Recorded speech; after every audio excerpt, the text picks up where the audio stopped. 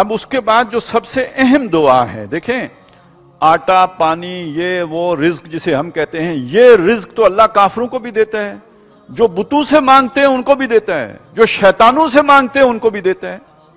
تو یہ تو اللہ نے دینی ہی دینی ہے جب تک ہم زندہ ہیں. یہ کائنات اس نے چلانی ہے، بارش اس نے برسانی ہے.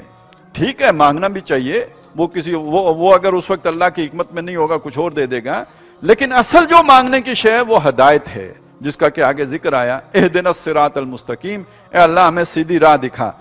اور ساتھ اس کی وضاحت آ گئی کہ مطلب اس کی اور تفصیل آ گئی کہ صراط الذین انعمت علیہم، راہ ان لوگوں کی کہ جن پر تیرا انعام ہوا، غیر المغضوب علیہم ان پر تیرا غضب نہیں ہوا، ولا الضالین اور نہ وہ گمراہ ہوئے.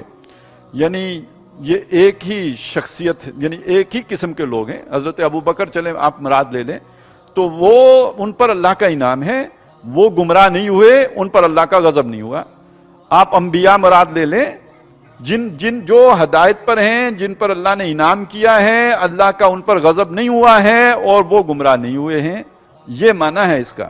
یعنی ایک ایسا گروہ جس پر کہ اللہ کا انعام ہوا، اس گروہ پر اللہ کا انعام ہوا، اللہ کا غضب نہیں ہوا اور نہ وہ لوگ گمراہ ہوئے.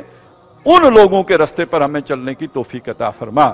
اور یہی وضاحت سورہ نساء میں ہم پہنچیں گے تو مل بھی جائے گی کہ یہ منعم علیہم لوگ جن پر اللہ کا غضب بھی نہیں اور جن پر جو گمراہ بھی نہیں، یہ کون ہیں؟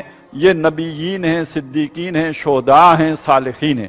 تو گویا مانگتے ہیں کہ اللہ ان کے رستے پہ چلا. اور یہ یعنی اس درجے میں ہمارے سامنے بات آ گئی کہ اس طرح کی آزادی نہیں ہے کہ ہم اپنی مرضی پہ چلیں گے.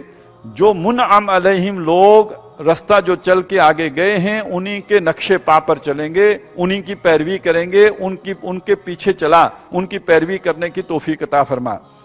اور اس کے آخر میں جو آمین ہم کہتے ہیں، یعنی ایسا ہی ہو. آمین کا مطلب یہ ہے کہ جیسے ہم نے مانگا ایسا ہی ہو.